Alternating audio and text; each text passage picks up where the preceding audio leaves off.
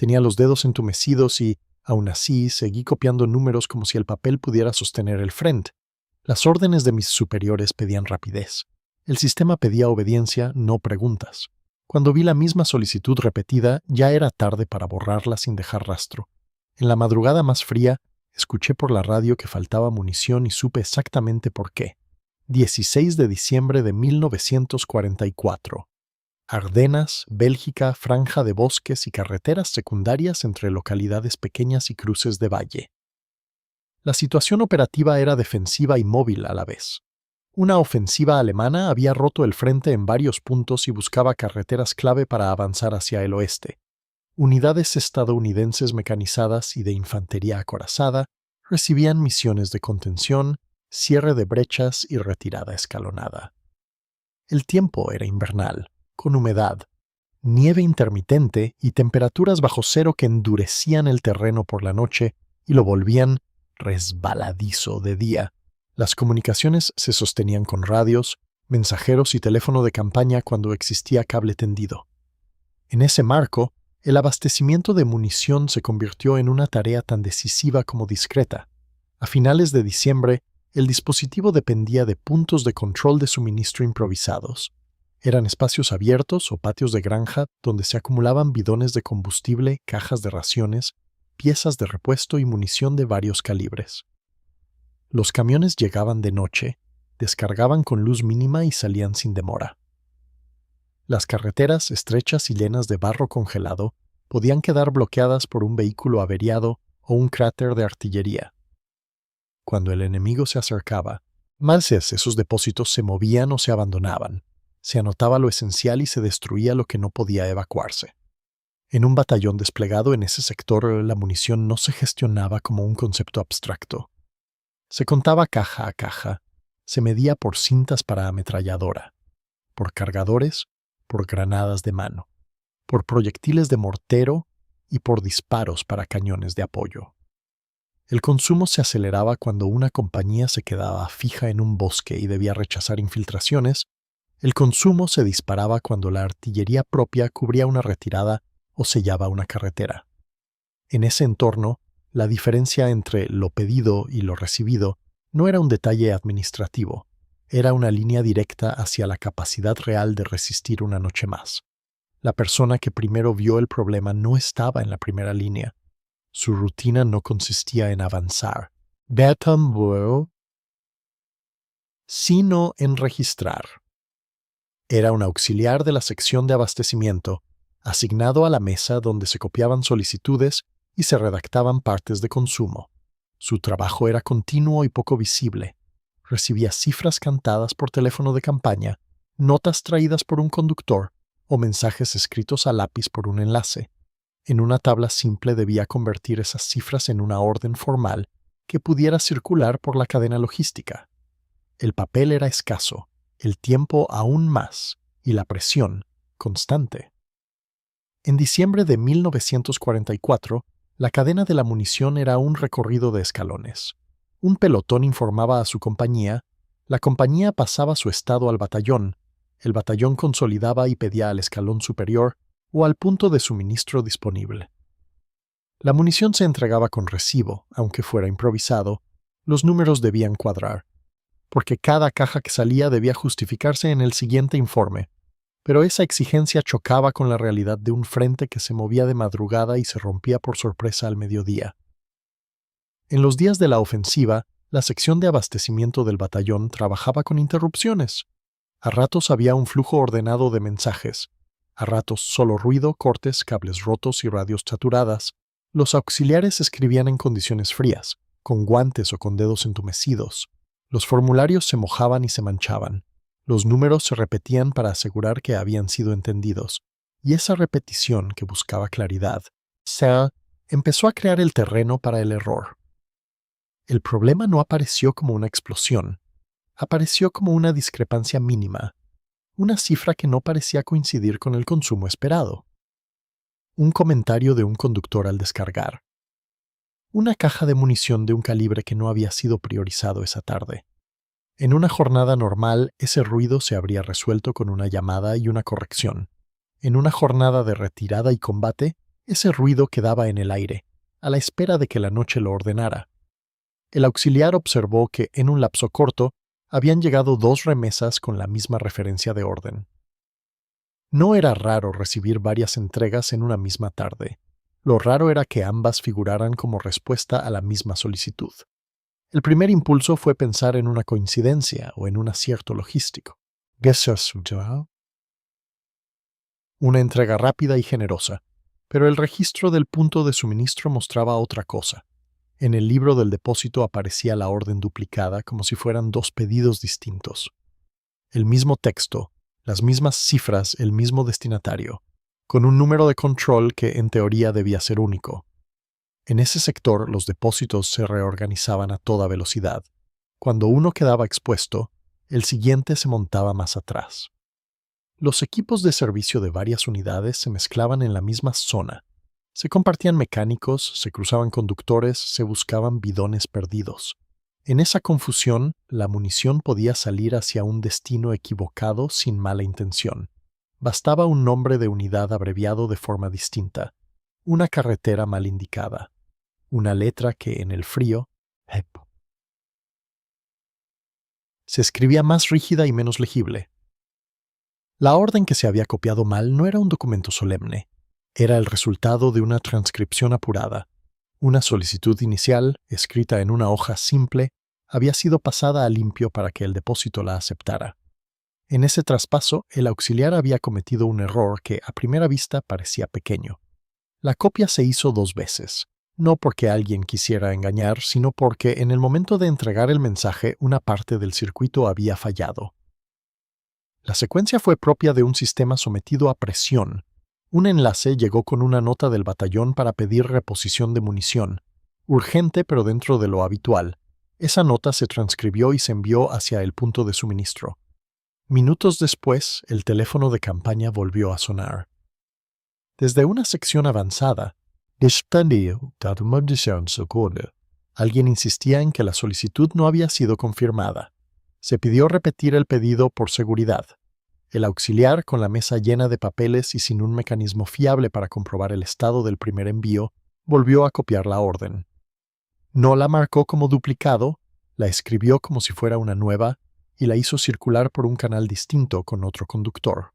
Lo que siguió dependió de la forma en que el depósito procesaba entradas. Un depósito saturado no analizaba el contexto, recibía papel, le asignaba salida y cargaba camiones. Si el papel decía que un batallón necesitaba una cantidad concreta, la prioridad era que esa cantidad saliera cuanto antes. En un frente con ataques y cambios de ruta, nadie quería ser el responsable de no haber mandado. La cultura del momento premiaba el movimiento y castigaba el retraso. Eso hacía que una orden duplicada pudiera convertirse en una entrega duplicada sin que nadie levantara la mano. Durante unas horas, el batallón creyó que había sido afortunado. La munición llegó, se distribuyó, se apilaron cajas en puntos de reunión, se repartieron cargas a los equipos de ametralladora. Se rehicieron reservas de mortero. En algunas secciones se habló de que, por fin, el suministro estaba respondiendo. Pero esa percepción dependía de un supuesto equivocado, que la munición entregada era extra. En realidad, era la parte de un stock total que alguien más debía recibir.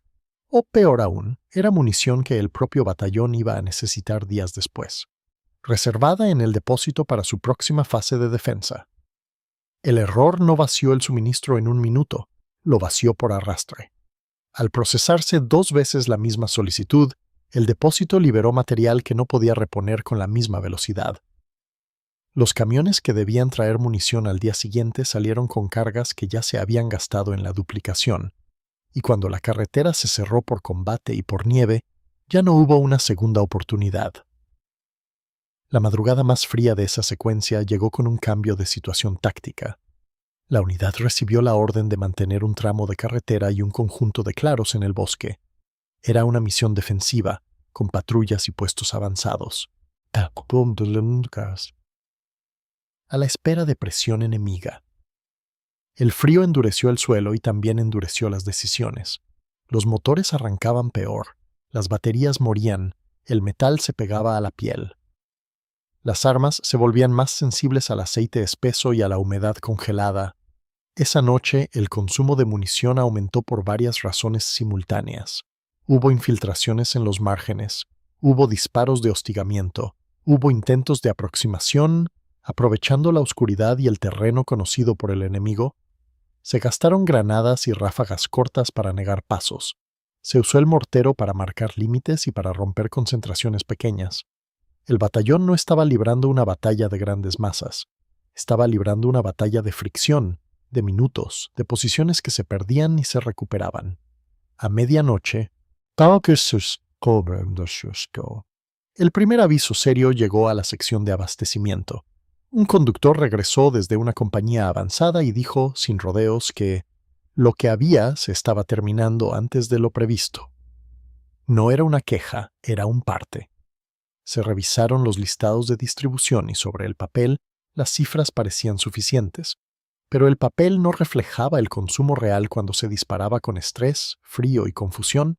La munición se repartía en manos, en mochilas, en cajas rotas.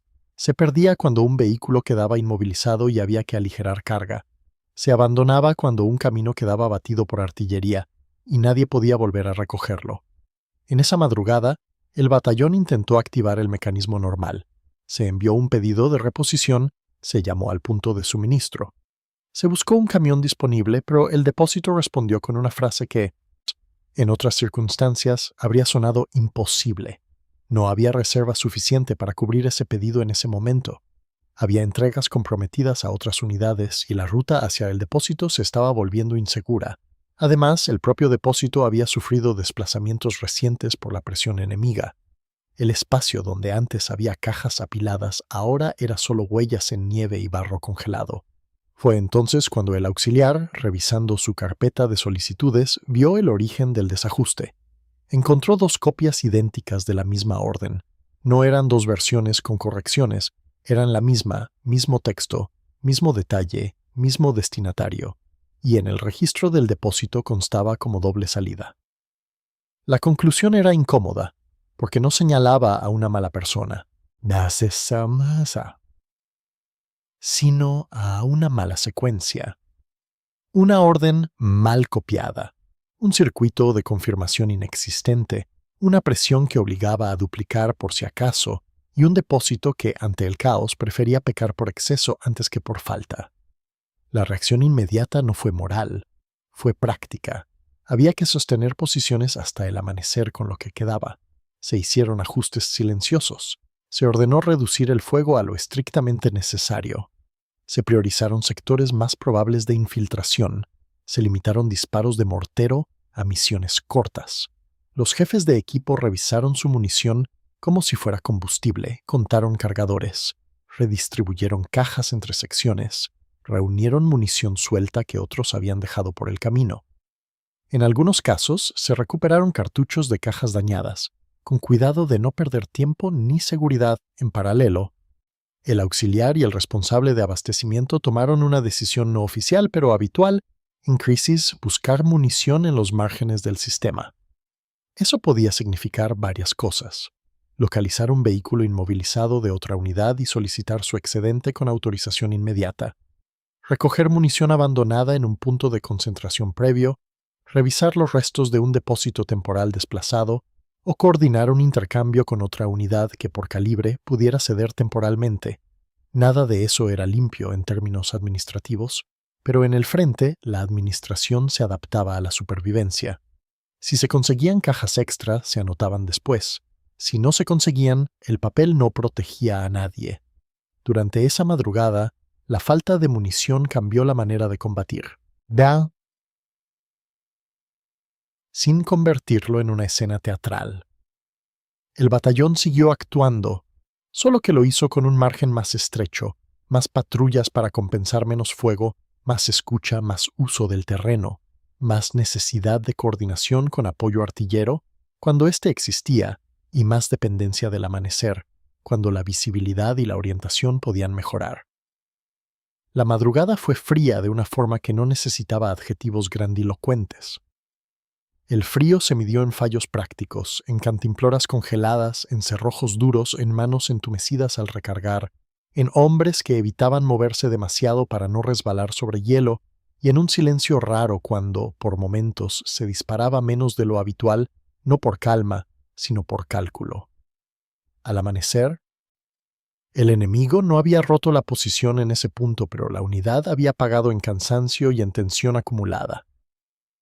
La noticia del problema llegó al escalón superior, como llegan las noticias incómodas, con detalles justos, con un relato técnico, con una explicación que no buscaba excusas, sino causas. Se informó de la duplicación de la salida doble en el depósito, de la imposibilidad de reponer a tiempo y de las medidas adoptadas para mantener el frente. La respuesta institucional no fue inmediata en forma de castigo. En una ofensiva en curso, la prioridad era estabilizar la situación. Primero se reordenó el abastecimiento, se revisaron existencias en depósitos cercanos, se ajustaron rutas de camiones, se reorganizó la asignación de munición por prioridades del sector. Solo después, cuando el frente empezó a recuperar coherencia, apareció la segunda fase. La necesidad de entender cómo un papel duplicado pudo vaciar un suministro. La investigación no tuvo el tono de una intriga. Fue, como tantas en guerra, un ejercicio de reconstrucción imperfecta. Se revisaron libros de depósito, se cotejaron recibos con firmas rápidas y a veces ilegibles. Se preguntó a conductores por rutas tomadas en la oscuridad. Se verificó si la orden inicial había recibido confirmación, se compararon horarios de salida de camiones, se intentó saber si el segundo envío había sido resultado de una solicitud real de última hora o de una repetición sin control. El resultado era previsible para quien conoce sistemas sometidos a estrés. No había un culpable único. Había una cadena de condiciones, líneas de comunicación inestables, falta de procedimiento para marcar duplicados, ausencia de un registro centralizado accesible en tiempo real, presión por evitar retrasos y un depósito obligado a actuar rápido con información mínima. El auxiliar quedó señalado de forma implícita. Aunque su papel fuese solo una pieza, no se le acusó de sabotaje, no se habló de intención, se habló de procedimiento. Se le indicó con severidad y pragmatismo que toda repetición debía quedar marcada, que una solicitud reenviada debía llevar nota visible de duplicado o reconfirmación, que la sección debía mantener un control de órdenes emitidas incluso en retirada y que, cuando no hubiera confirmación, el canal debía ser 1 y no 2 para evitar la multiplicación de papel. La lección no se convirtió en un discurso grandioso, se convirtió en cambios pequeños, en el uso de marcas simples en lápiz graso, en el hábito de anotar hora y canal de envío, en la creación de una lista maestra de solicitudes del día, en la obligación de que el conductor regresara con una constancia, aunque fuera mínima, en la recomendación de que los depósitos confirmaran por radio antes de cargar un segundo envío idéntico, pero la guerra no siempre permite aplicar lecciones a tiempo. En semanas posteriores, el frente siguió moviéndose, los depósitos siguieron cayendo bajo amenaza, las rutas siguieron cortándose y las unidades siguieron improvisando con lo que había. En el balance final, el error de transcripción no fue recordado como una anécdota heroica. Fue recordado, por quien lo vivió, como un episodio de fragilidad del sistema.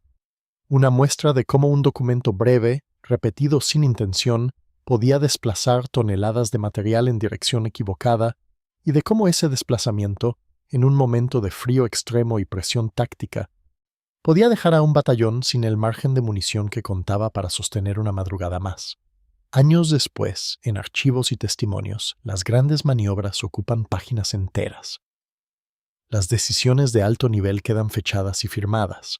Los movimientos de unidades se dibujan en mapas limpios, pero los fallos de transcripción y los duplicados de órdenes suelen quedar reducidos a notas laterales. A veces ni eso, porque no encajan en la narrativa de acciones decisivas y porque la vergüenza administrativa se archiva con más silencio que las derrotas en el campo. La huella de aquella orden mal copiada quedó en la práctica cotidiana de la logística, en recordatorios breves, en manuales revisados, en la prudencia de marcar repeticiones y en la memoria de quienes entendieron que la guerra no solo se decide por fuego y maniobra, también por papel. Por lápiz, por frío en las manos y por un número copiado 2 veces cuando no debía. El auxiliar siguió trabajando.